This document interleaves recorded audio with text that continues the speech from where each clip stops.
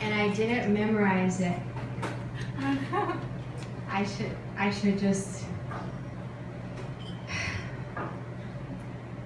Every time I did speed, comedy club night, Slow's barbecue night, the night I didn't go to Grand Rapids, every day I went to work, April 2013.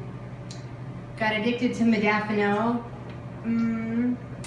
summer 2013 to spring 2014. I wrote a lot in that time. Wrote mainly about how tired I was.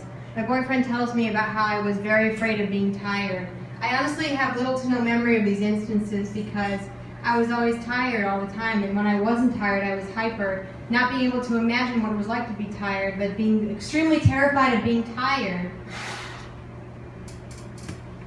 I took Adderall specifically when I dated a guy who refused to go to sleep until 6 a.m. And because I'm a lark, that just meant I didn't sleep at all.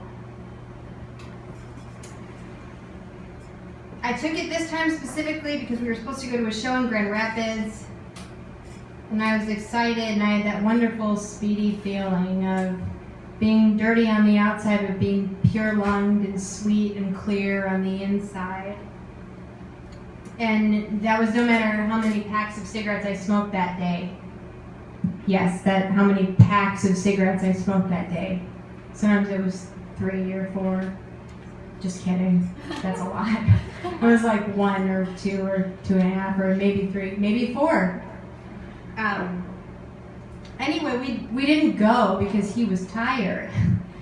And I went to his house after I cleaned up on the outside. I had showered, I had gone to work, I was on speed, and I got everyone a coffee, and I was like really happy about it. And then I was like, oh, we're gonna go to Grand Rapids, we're gonna see Jamaican Queens in Grand Rapids, it's gonna be awesome. And I went to his house and he was just like watching Batman, and was like, ooh. And I was like, so I guess, do you wanna go to this thing? And he was like, I was like, oh, okay. So we didn't go, and I felt as refreshed as a fucking toothpaste tube. I was so ready to go. I was ready to party, and I was ready to drive all night for many nights. So I went home with too much pep in my step, and I threw up a lot after forcibly eating a bowl of pasta, which I don't even like at all. I fucking hate pasta. So, and then I tried to think about the drag queen Willem and how she's so cool, and how whenever something hurts or confuses her, she makes a joke out of it and talks about, you know, how they're lame. And I was trying to make that make me feel better. And I was trying to get my mind off of how unhappy the way things were going. I was really unhappy with the way things were going. Not just how unhappy I was with how the night was going, it was the way things were going.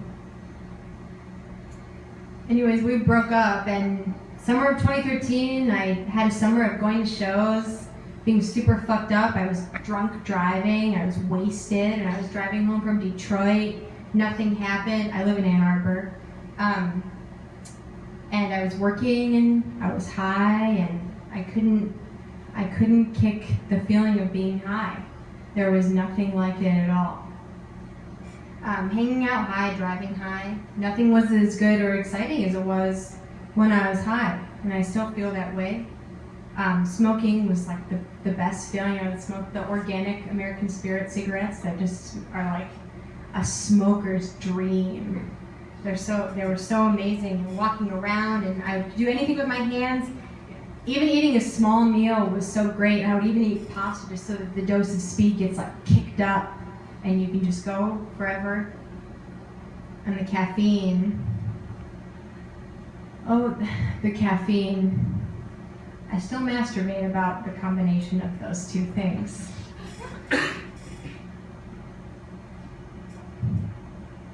And I don't know what to say now.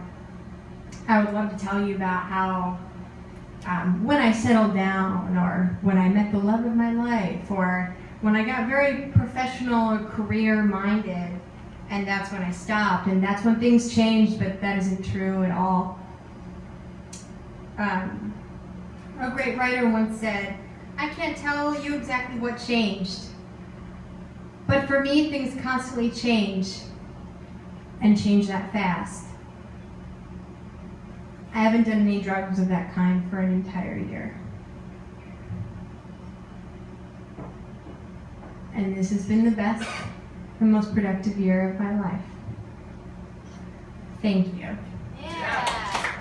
Shayna Cleveland is next.